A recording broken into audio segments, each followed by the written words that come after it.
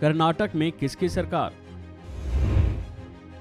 कौन सी पार्टी की होगी जीत? क्या कहते हैं तमाम सर्वे? लंबे वक्त से कर्नाटक चुनाव को लेकर चर्चाएं चल रही थी और बीते दिन कर्नाटक में एक ही दिन में मतदान हो गया। जब से मतदान हुआ है तब से बस यही चर्चा चल रही है कि आखिर कर्नाटक में किसकी सरकार बनेगी। जी हां, हर जुबान पर बस एक यही सवाल है कि आखिर कर्नाटक में कौन सी पार्टी सरकार बनाएगी।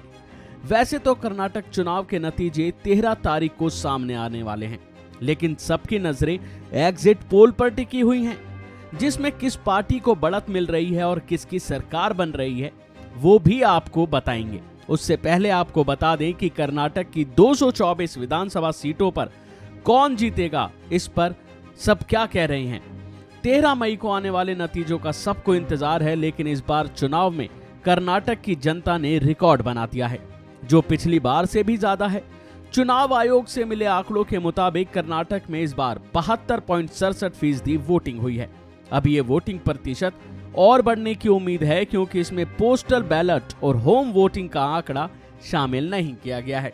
तो वहीं नजर डालें तो 2018 के चुनाव में 72.44% और 2013 में 71.83% वोट पड़े थे। इस लिहाज से देखें तो वोटिंग फीसदी में मामूली बढ़त हुई है। अब डालते हैं तमाम मीडिया के सर्वे पर नजर, जिसमें ज्यादातर में कांग्रेस की सरकार बनती नजर आ रही है।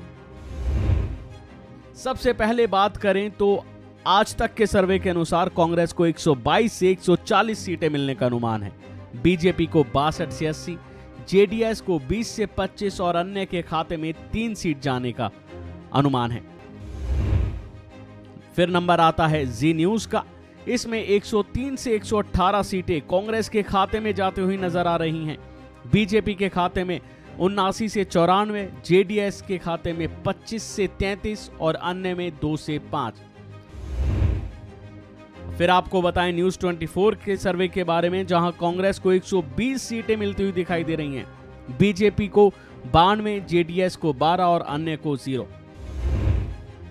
टाइम्स नाउ के सर्वे के मुताबिक बात करें तो यहां पर कांग्रेस को 106 से 120 सीटें मिलती हुई नजर आ रही हैं, बीजेपी को 78 से 92, जेडीएस को 20 से 26 और अन्य को 2 से 4।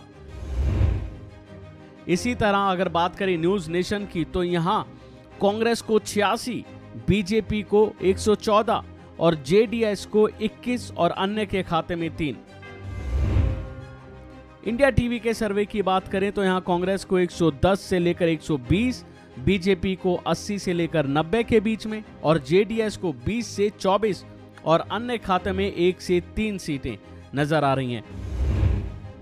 एशिया नेट की बात करें तो यहां 91 से लेकर 106 सीटें कांग्रेस के खाते में जाती हुई दिख रही हैं, 94 से लेकर 117 तक बीजेपी के लिए और जेडीएस को 14 से 24 सीटें मिलती हुई नजर आ रही हैं और अन्य को 0 से 2।